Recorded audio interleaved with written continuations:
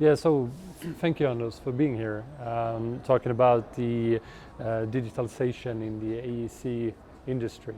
Could you please present yourself a little bit? I'm an architect. I have an architecture background, and I am also the CDO of the architecture division within Sweaco. Digitalisation is complex. It's very, what to say, diverse word, so it's hard to grasp exactly what it means. But it has a lot to do with how we use the digital technology and how we manage. It's a little bit like an HR project, almost more HR than technology actually. It's because our employees need to be more aware of what's going on and raise their ability when it comes to digital technology and such.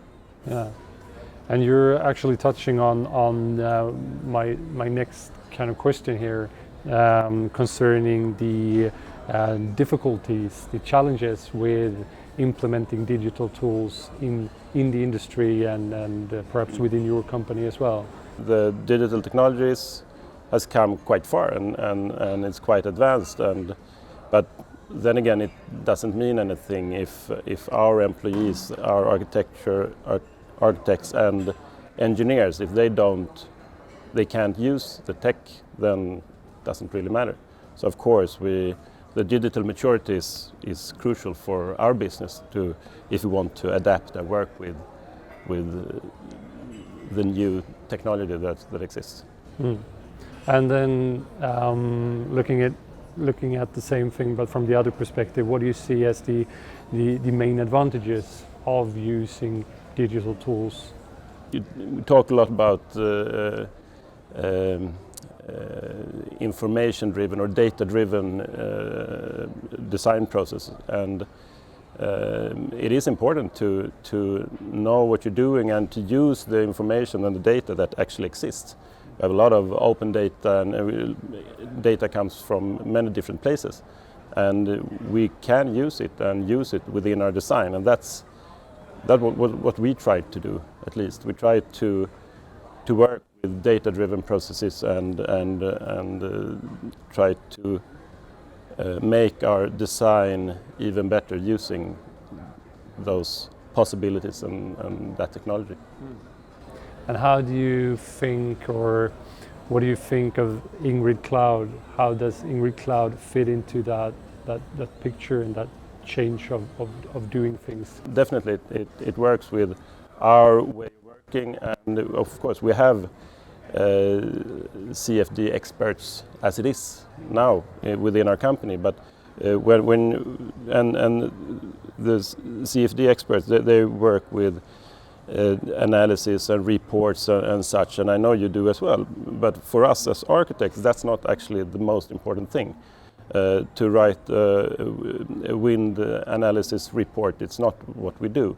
But for us, the most important thing is to compare different proposals. Ingrid Cloud lets us do that within our work. So actually, I won't say that actually the delivery will change, but hopefully the design will be better when we use tools like Ingrid Cloud. You need to adapt, you need to think in new ways, not just do the same things or in the same way as you did before, but with digital technology, but rethink actually your processes and work with the technology in a smarter way. Yeah, you mentioned better design.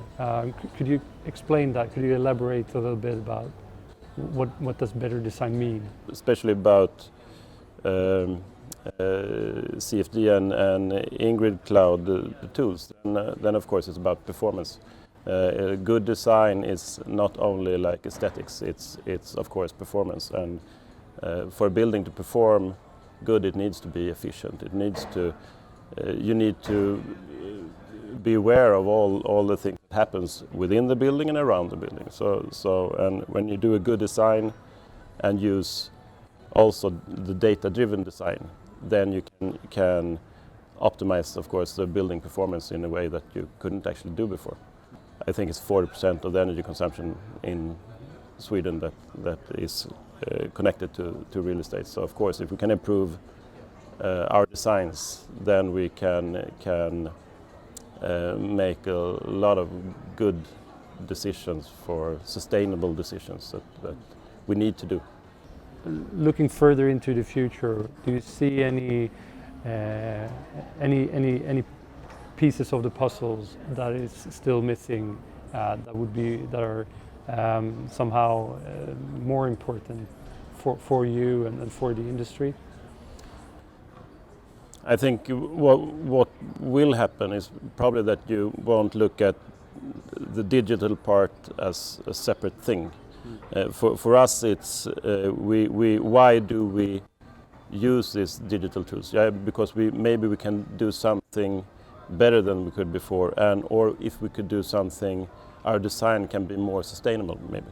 Because sustainability is for us at Sweco, that's a very important thing, and everything we can use, tools or whatever, to increase the level of sustainability within the project, then we will go for it.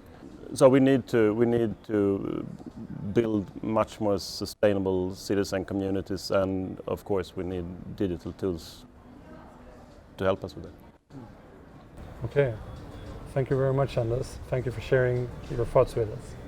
Thank you. Thanks.